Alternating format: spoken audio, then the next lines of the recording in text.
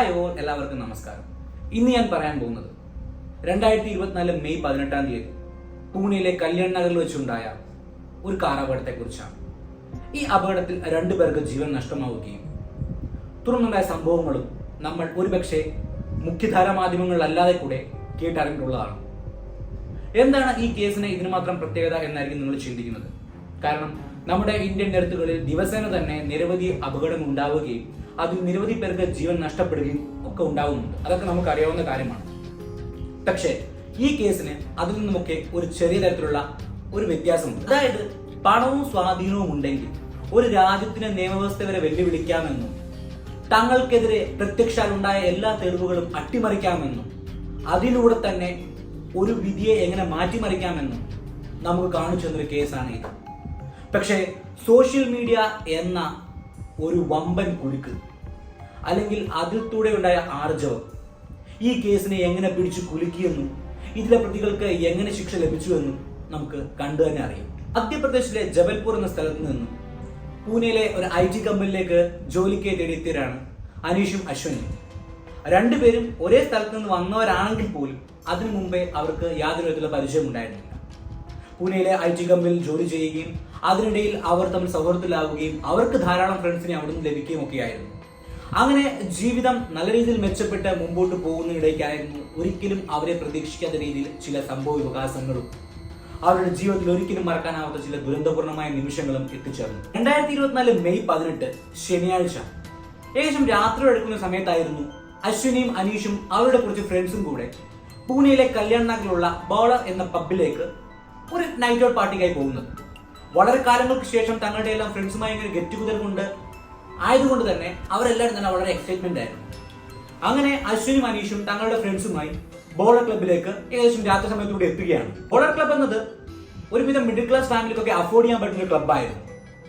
ഈ ക്ലബിന്റെ തന്നെ ഏകദേശം കുറച്ച് ദൂരെയായി കോസി എന്നൊരു ക്ലബിലും ഇതേ തരത്തിലുള്ള പാർട്ടികളും ഫംഗ്ഷനും നടന്നുകൊണ്ടിരിക്കുകയായിരുന്നു. അവിടെയായിരുന്നു വേദാന്ത്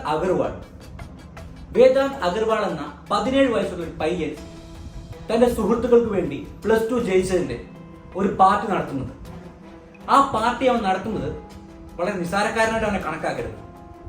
വെറും 1 മണിക്കൂർ കൊണ്ട് 48,000 രൂപ ഇന്ത്യൻ മണി അവൻ മദ്യത്തിനായി വേണ്ടി മാത്രം അവിടെ ചെലവഴിച്ചു. ഇന്ത്യയിലെ മദ്യക്കുപ്പികളും ഭക്ഷണങ്ങളും എല്ലാം അവരുടെ മുമ്പിൽ അണിനിരന്നു.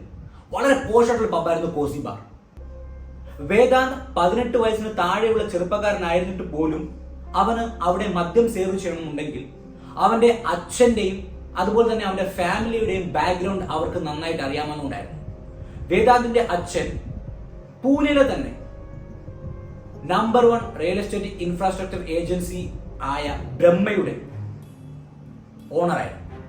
അതെ, ബ്രഹ്മ കൺസ്ട്രക്ഷൻ കമ്പനിയുടെ ഓണറായ വിശാൽ അഗർവാളിന്റെ മകനായിരുന്നു വേദാന്ത് അഗർവാൾ. അതുകൊണ്ട് തന്നെ സമ്പന്നയുടെ കൊടിമുടി നിൽക്കുന്ന വിശാലിനും വേദയ്ക്കും 48,000 ഇന്ത്യൻ റുപ്പീസ് എന്ന് പറയാൻ വളരെ നിസ്സാരമായ ഒരു തുകയായിരുന്നു.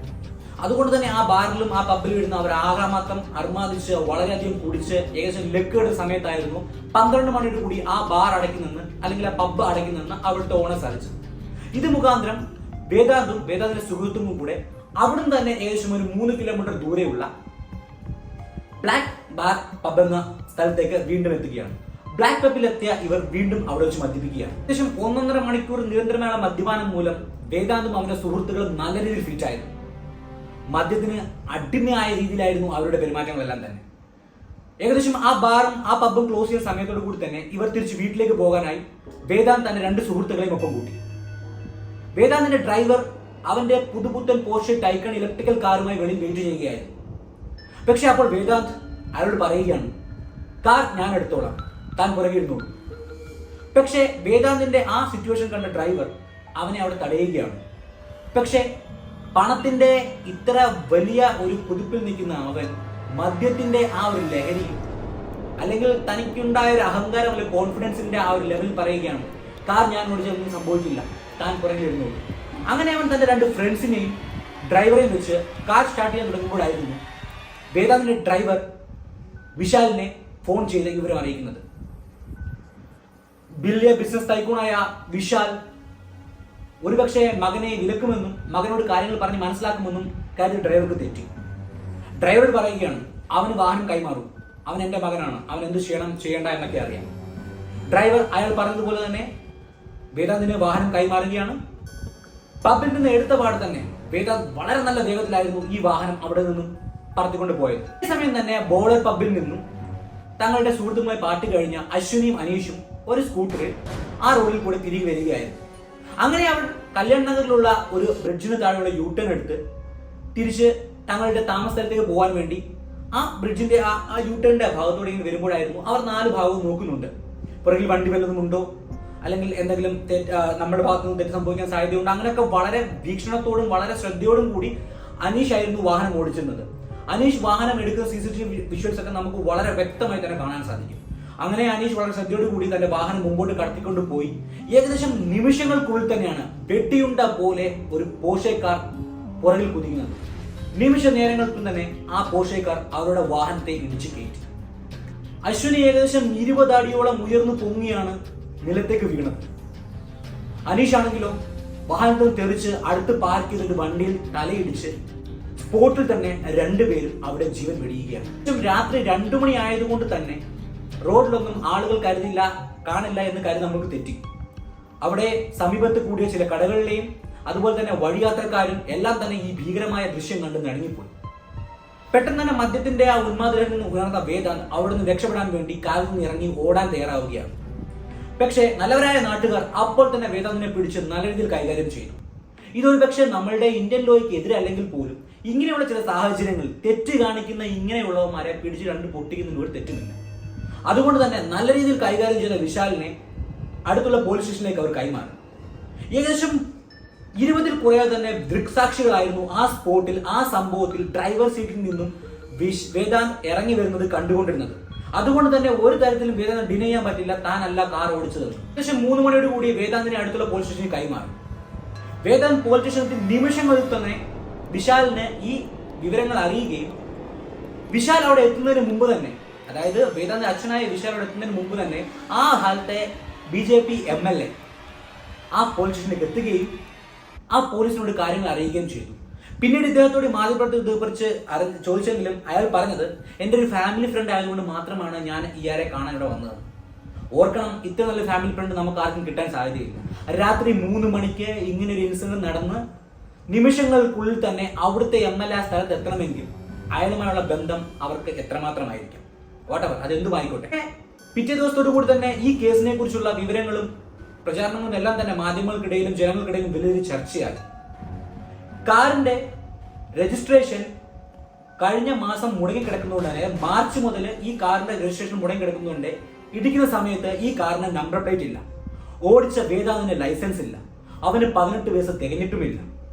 അങ്ങനെ നിരവധി തരം നിയമ ലംഘനങ്ങൾ കൂടിയാണ് 2 പേരുടെ ജീവൻ കവർന്നെടുത്ത ഈ അപകടം അവിടെ ഉണ്ടായത്. പിന്നെ അവിടെ അവർ കണ്ടത്, അതായത് അവിടെ കൂടുന്ന മാധ്യമപ്രവർത്തകർ നാട്ടുകാരും കണ്ടത്, ഒരു മെഴ്സിഡീസ് ബെൻസ് കാർ ഏകദേശം രാവിലെ 9 മണിയോട് കൂടി ആ പോലീസിന്റെ മുറ്റത്തേക്ക് എത്തുന്നു.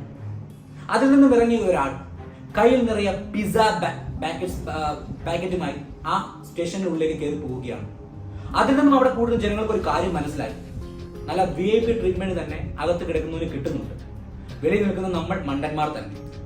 ഒരു വാഹനത്തിൽ അപകടം ഉണ്ടായി കഴിഞ്ഞു കഴിഞ്ഞാൽ ഇങ്ങനൊരു സിറ്റുവേഷനിൽ നമ്മുടെയൊക്കെ നാട്ടിലാണെങ്കിൽ നിമിഷ നേരങ്ങൾക്കുള്ളിൽ തന്നെ വൈദ്യ പരിശോധനയ്ക്ക് വിധേയമാക്കി അയാൾ മദ്യപിച്ചിട്ടുണ്ടോ ഇല്ലയോ എന്ന് അറിയാൻ കഴിയണം. കാരണം ഒരു ആൽക്കഹോളിന്റെ കണ്ടന്റ് നമ്മുടെ ശരീരത്തിൽ നിലനിൽക്കുന്നത് 6 to 12 hours ആയിരിക്കും. പക്ഷെ ഇവിടെ 8 മണിക്കൂർ കഴിഞ്ഞതിന് ശേഷം പോലും വേദാന്തിന്റെ ശരീരത്തിൽ നിന്ന് ബ്ലഡ് സാമ്പിൾസ് എടുക്കാൻ ആരും തന്നെ തയ്യാറായില്ല. അല്ലെങ്കിൽ 8 മണിക്കൂറിന് ശേഷമാണ് പോലീസ് ഈ നടപടി കൂടി സ്വീകരിക്കുന്നത്. ഇത് മുഖാന്തരം നമ്മൾ ചിന്തിക്കും ഒരുപക്ഷെ വേദാന്തിന് സാമ്പിൾസ് എല്ലാം തന്നെ പോസിറ്റീവ് ആയിരിക്കുമെന്ന്. പക്ഷേ അവിടെയാണ് വേറൊരു അതിക്രമവും അല്ലെങ്കിൽ ഒരു തിരിമറി നടന്നത്. വേദാന്തിനെ വൈദ്യപരിശോധനയ്ക്കായി കൊണ്ടുപോയ സാസോം ഹോസ്പിറ്റൽ എന്ന പൂനെയിലെ ഹോസ്പിറ്റലിലെ 2 ഡോക്ടർമാരും അവിടുത്തെ കുറച്ച് സ്റ്റാഫ്സും ചേർന്ന് വേദാന്തിന്റെ ഒറിജിനൽ ബ്ലഡ് ശേഖരിച്ച ഒറിജിനൽ ബ്ലഡ് ബാസ്ക്കറ്റിൽ എറിയുകയും പകരം മറ്റൊരാളുടെ ബ്ലഡുമായി വേദാന്തിന്റെ ബ്ലഡ് എക്സ്ചേഞ്ച് ചെയ്തായിരുന്നു പോലീസ് സ്റ്റേഷനിൽ കൈമാറിയത്. ഇത് പിന്നീട് അവർക്ക് തെളിവുകൾ മുഖാന്തരം പോലീസ് ഇത് കണ്ടുപിടിച്ച് ഹാജരാക്കിയെങ്കിലും അവർക്ക് തക്കതായ ശിക്ഷ ലഭിച്ചെന്ന് പറയാൻ കഴിയില്ല. സസ്പെൻഷനോട് ഇവർ പുറത്തായി. ഏകദേശം 3 ലക്ഷം രൂപയാണ് വേദാന്തിന്റെ ഫാമിലി ഈ ഡോക്ടർമാർക്ക് വേണ്ടി ഇതിലേക്ക് ചിലവഴിച്ചത്. എന്തായാലും അവിടുത്തെ സെഷൻ കോടതി വേദാന്തിന് ചില ഉപാധികളോട് കൂടി അല്ലെങ്കിൽ കടുത്ത ശിക്ഷയോട് കൂടി അവന് ജാമ്യം അനുവദിക്കുകയാണ്. അവന്റെ ശിക്ഷ എന്ന് കേൾക്കണം. അതായത് റോഡ് ആക്സിഡന്റിന്റെ കോൺസിക്വൻസിനെ കുറിച്ചും എഫക്ട്സിനെ കുറിച്ചും 300 വാക്കിൽ കവിയാത്ത രീതിയിൽ എസ്സേ എഴുതി അവിടെ പ്രചരിപ്പിക്കുക. എന്താ അല്ലേ, ഒരു റോഡ് ആക്സിഡന്റിൽ 2 പേരെ കൊന്ന നരഹത്യക്ക് കേസെടുക്കേണ്ട അവന്റെ പേരിൽ കോടതി അവന് ജാമ്യം അനുവദിച്ച് അവന് തക്കതായ ശിക്ഷ കൊടുത്ത രീതിയാണ് നിങ്ങൾ കാണുന്നത്. 300 വാക്കിൽ കവിയാത്ത രീതിയിൽ റോഡ് ആക്സിഡന്റിന്റെ കോൺസിക്വൻസിനെ പറ്റിയും അതിനുണ്ടാകുന്ന പ്രത്യാഘാതങ്ങളെ പറ്റിയും എല്ലാം തന്നെ ഒരു എസ്സേ തയ്യാറാക്കുക എന്നായിരുന്നു കോടതിയുടെ ഉത്തരവ്. കൂടാതെ 15 ദിവസം ഏഴാമട പോലീസ് സ്റ്റേഷനിൽ അവൻ പോലീസുകാരുടെ ഡ്യൂട്ടി നോക്കണം. ഇതുമായിരുന്നു, അല്ലെങ്കിൽ അവരെ ഹെൽപ്പ് ചെയ്യണം. ഇതുമായിരുന്നു ആ കോടതി ജാമ്യാപേക്ഷ നൽകാൻ ഇവന് വെച്ച ഉപാധി എന്ന് പറയുന്നത്. വേദാന്തിന് വെച്ച ഉപാധികളെ കുറിച്ചാണ് നിങ്ങളോട് പറഞ്ഞത്.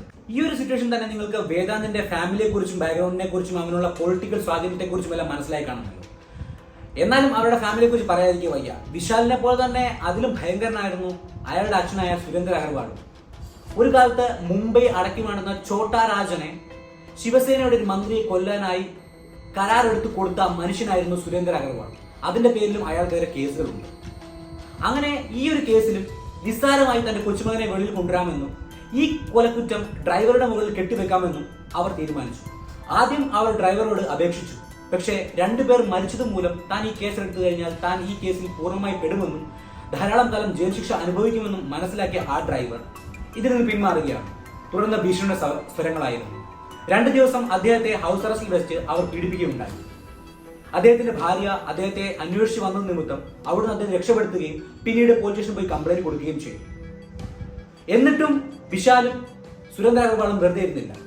തന്റെ മകനെ ഏത് നിമിഷം അറസ്റ്റ് ഉണ്ടാകുമെന്ന് കരുതിയ ഇവർ തന്റെ മകൻ ഗോവയിലേക്കോ മുംബൈയിലേക്കോ കടന്നു കളഞ്ഞിട്ടാകുമെന്ന് തെറ്റിദ്ധരിപ്പിക്കാൻ വേണ്ടി, അതായത് പോലീസിനെ വഴിതിരിച്ചു വിടാൻ വേണ്ടി തന്റെ 2 കാറുകളും 2 ഡ്രൈവർമാരെ ഉപയോഗിച്ച് ഒന്ന് ഗോവ വഴിയും ഒന്ന് മുംബൈ വഴിയും കൺവേർട്ട് ചെയ്ത് വിടുകയാണ്. പക്ഷേ എന്നിട്ട് സ്വന്തം കാറിൽ, അതായത് സ്വന്തം ഫ്രണ്ടിന്റെ കാറിൽ മകനെ ഇരുത്തി രക്ഷപ്പെടുത്തിക്കാമായിരുന്നു ഇയാളുടെ വിചാരം. എന്നാൽ എല്ലാ പദ്ധതികളും തകർത്തുകൊണ്ട് തന്നെ പോലീസ് ഇവരെ കൈവിടുകയാണ്. പിന്നീടുള്ള നീക്കങ്ങൾ വളരെ നാടകീയമായിരുന്നു. പോലീസ് ഇവരെ സ്റ്റേഷനിൽ എത്തിച്ചെങ്കിലും വളരെയധികം പൈസ എറിഞ്ഞ് പ്രോസിക്യൂഷൻ ഇവരെ രക്ഷിക്കാനായി ശ്രമിക്കുകയായിരുന്നു. അതായത് ഈ കേസിന്റെ മുഴുവൻ കുറ്റവും ഈ പബ് ഓണേഴ്സിന്റെ മുകളിലേക്ക് കെട്ടിവെക്കാനായിരുന്നു ഇവർ തീരുമാനിച്ചത്. അതെങ്ങനെയെന്നല്ലേ, അതായത് വിശാൽ 18 വയസ്സിന് താഴെയുള്ള ഒരു ചെറുപ്പക്കാരനാണ്, അല്ലെങ്കിൽ ഒരു കുട്ടിയാണ്. അപ്പോൾ അവന് ഒരിക്കലും മദ്യം സെർവ് ചെയ്യാൻ പാടില്ല. പിന്നെ ഈ കോസി പബ്ബിലെയും ഈ ബ്ലാക്ക് പബ്ബിലെയും ആൾക്കാർ എങ്ങനെ ഇവനെ മദ്യം സെർവ് ചെയ്തു, അത് ഇവരുടെ കുറ്റമാണ്. അന്നത്തെ ഒരു ജഡ്ജി പ്രസ്താവിച്ച ഒരു പ്രസ്താവനയുണ്ട്, അവർ വിധിച്ചൊരു പ്രസ്താവനയുണ്ട്. പബ്ബിലും ബാറിലും വരുന്ന മനുഷ്യർ നടന്നു വരാൻ കഴിയില്ലല്ലോ, അതുകൊണ്ട് തന്നെ അവർക്ക് മദ്യം സെർവ് ചെയ്യുന്നവർ വേണം ഇതൊക്കെ ശ്രദ്ധിക്കാൻ. എത്ര അളവിൽ കൊടുക്കണം, ആർക്ക് കൊടുക്കണം എന്നൊക്കെ തീരുമാനിക്കാം. എന്താ അല്ലേ, പൈസയും സ്വാധീനവും ഉണ്ടെങ്കിൽ നമുക്കും ഇങ്ങനെ പല വാക്കുകളും പല മഹാന്മാരെ കൊണ്ടും മാറ്റി പറയാൻ സാധിക്കും. എന്തായാലും കേസ് ഈ ഒരു നിലയ്ക്ക് പോകുന്ന ലക്ഷണമില്ല. ഇവിടെ ഈ പബ് ഓണർ ചെയ്ത ആകെ ഒരു തെറ്റെന്ന് വെച്ച് കഴിഞ്ഞാൽ 18 വയസ്സിന് താഴെയുള്ള ഈ കുട്ടിക്ക് മദ്യം കൊടുത്തു എന്നാണ്. വേദാന്ത് ഒരുപക്ഷെ അവിടെ കാണിച്ചത് ഐഡന്റിറ്റി കാർഡ് കാണിക്കണം എന്നൊരു നിബന്ധന ചില പബ്ബുകൾക്കുണ്ട്. ആ ഐഡന്റിറ്റി കാർഡ് അവനോട് വ്യാജമായി എന്തെങ്കിലും കാണിച്ച് മാനിപ്പുലേഷനിൽ കൂടെ ആ പബ്ബുകാരെ വീട്ടിലായിരിക്കാം, അല്ലെങ്കിൽ അവർക്ക് കൂടുതൽ തുക എറിഞ്ഞതായിരിക്കാം, അല്ലെങ്കിൽ അവരുടെ നിത്യ സന്ദർശകനായിരിക്കാം. വാട്ടെവർ, എന്തുമായിക്കോട്ടെ, ഈ കേസ് ഇങ്ങനെ പോവില്ല എന്ന് മനസ്സിലാക്കിയ കോടതിയും പോലീസും വളരെ ശക്തമായ രീതിയിൽ തന്നെ വേദാന്തിനെ പൂട്ടാനുള്ള രീതികൾ തയ്യാറായിക്കൊണ്ടിരിക്കുകയായിരുന്നു. ഏകദേശം ധാരാളം ദൃക്സാക്ഷികളുള്ള ഈ കേസ് കെട്ടിൽ വേദാന്തല്ല വാഹനം ഓടിച്ചതെന്ന് തെളിയിക്കാൻ പ്രോസിക്യൂഷന് കഴിഞ്ഞില്ല. അതുകൊണ്ട് തന്നെ വേദാന്തിനെ ജുവനൈൽ കോടതിയിൽ ഹാജരാക്കുകയായിരുന്നു. അങ്ങനെ 4 മാസം മാത്രം 18 വയസ്സ് തികയാനുള്ള ഈ വേദാന്തിനെ ജുവനൈൽ കോടതി അവരുടെ ദുർഗുണ പരിഹാര പാഠശാല എന്നൊക്കെ പറയില്ലേ, അതുപോലൊരു സെറ്റപ്പിലേക്ക് മാറ്റിയിരിക്കുകയാണ്. ഒരുപക്ഷെ ഇതിനു ശേഷം, അതായത് 18 വയസ്സിന് ശേഷം വേദാന്തിനെ കോടതിയിൽ ഹാജരാക്കാനും മറ്റുമുള്ള നീക്കങ്ങൾ ഉണ്ടാവാനും സാധ്യതയുണ്ട്. കാരണം വേദാന്തിന്റെ പേര് എടുത്തേക്കുന്ന സെക്ഷൻ 304A എന്ന വകുപ്പ് പ്രകാരമാണ്. 304, 304A വകുപ്പ് പ്രകാരം തമ്മിൽ ചെറിയ വ്യത്യാസങ്ങളുണ്ട്. ഈ 304 മനഃപൂർവ്വം ഉള്ള നരഹത്യക്കും 304A എന്ന് പറയുന്നത് ഒരു മനഃപൂർവ്വം അല്ലാത്ത, അല്ലെങ്കിൽ ഒരു ഇന്റൻസിറ്റി ഇല്ലാതെ ചെയ്ത ഒരു നരഹത്യയാണെന്ന് കാണിക്കാൻ വേണ്ടിയാണ്. പക്ഷേ അങ്ങനെ പറയാൻ എങ്ങനെ സാധിക്കും? വേദാന്ത് ആ പബ്ബിൽ നിന്നും വാഹനം എടുത്ത് ഓടിയത് കണക്കുകൾ പറയുന്നത് 160 കിലോമീറ്ററിനും 200 കിലോമീറ്ററിനും ഇടയിൽ സ്പീഡിലാണ്. അതുപോലെ ഒരു കൊച്ചു റോഡിൽ യൂടേണും മറ്റുമുള്ള ഒരു കൊച്ചു റോഡിൽ ധാരാളം വാഹനങ്ങൾ പോകുന്ന റോഡിൽ ഇത്രയും ഇന്റൻഷനോട് കൂടി അതും 160-200 കിലോമീറ്റർ സ്പീഡിൽ അവനറിയാം ആ വാഹനം എവിടെയെങ്കിലും തട്ടിക്കഴിഞ്ഞാൽ തന്റെ ജീവനും അതുപോലെ മറ്റുള്ള ജീവനും തീർച്ചയായും ആപത്ത് വരുമെന്ന്. എന്നിട്ടും ആ കാർ അത്രയും വേഗത്തിൽ ഓടിച്ചു കയറ്റി നാളേക്ക് വേണ്ടി നമ്മുടെ സമൂഹത്തിന് വേണ്ടി അല്ലെങ്കിൽ ആ കുടുംബത്തിന് വേണ്ടി എന്തെങ്കിലും ചെയ്യാൻ കഴിവുള്ള 2 ജീവനോടാണ് അവിടെ കവർന്നെടുത്തത്. അതുകൊണ്ട് തന്നെ ഇത് മനഃപൂർവ്വമുള്ള നരഹത്യ നമുക്ക് പറയാൻ സാധിക്കുമോ? അങ്ങനെ ആയതുകൊണ്ട് തന്നെ ഈ ഒരു കേസിന് മാക്സിമം കിട്ടുന്ന പണിഷ്മെന്റ് എന്ന് പറഞ്ഞാൽ 10 വർഷമാണ്. പക്ഷെ മിനിമം കിട്ടുന്ന പണിഷ്മെന്റ് എത്രയാണെന്ന് ഇതുവരെ അറിഞ്ഞില്ല. എന്തായാലും ഈ കേസിന്റെ കാര്യങ്ങൾ എപ്പോഴും നടന്നുകൊണ്ടിരിക്കുകയാണ്. നല്ലൊരു വിധി തന്നെ ഈ കോടതിയുടെ ഭാഗത്തുനിന്ന് വരട്ടെ നമുക്ക് പ്രത്യാശിക്കാം. പക്ഷേ ഇതിനുള്ളിലുണ്ടായ പല പൊളിറ്റിക്കൽ ഗെയിംസും നമുക്ക് പറയാതിരിക്കാൻ വയ്യ. പണവും സ്വാധീനവും ഉണ്ടെങ്കിൽ എന്തും ഏത് സമയത്തും നടക്കും. വേറെയുമല്ല, ഇന്ത്യയിൽ ഒരു പാരലൽ യൂണിവേഴ്സിറ്റി പോലും ഇങ്ങനെ നമുക്ക് കാണാൻ കഴിയില്ല അല്ലേ? ഒരു പാരലൽ യൂണിവേഴ്സിറ്റി പോലും ഇങ്ങനെ ചില സംഭവങ്ങൾ ഉണ്ടായി കഴിഞ്ഞാൽ നടപടികളൊക്കെ വളരെ വേഗത്തിലും തൃപ്തികരവുമായിരിക്കും. നമ്മുടെ നാട്ടിൽ മാത്രം നിയമങ്ങൾക്ക് ചില സമയത്ത് നോക്കുകുത്തിയുടെ വില മാത്രമേ ഉള്ളൂ. എന്തായാലും സാധാരണക്കാരൻ തങ്ങളുടെ ടാക്സും തങ്ങളുടെ കാര്യങ്ങളും എല്ലാം അടച്ച് വൃത്തിയായി പോകുന്നു. ഒരു ഹെൽമെറ്റ് വെച്ചില്ലെങ്കിൽ പോലും അവനെ നിർത്തി 3000 കഷ്ടപ്പാടുകൾ അവൻ പറഞ്ഞാൽ പോലും അവനെ വീഴാത്ത ആ നാട്ടിൽ വെറും 300-ന് എസ്ഐ ഉണ്ടാക്കി കൊടുത്തു കഴിഞ്ഞാൽ ഒരു കൊലക്കുറ്റത്തിന് ജാമ്യം ലഭിക്കുമെന്ന് പറഞ്ഞു കഴിഞ്ഞാൽ നിങ്ങൾ വിശ്വസിക്കും. എന്തായാലും മറ്റൊരു കേസുമായി വീണ്ടും കാണാം. നന്ദി, നമസ്കാരം.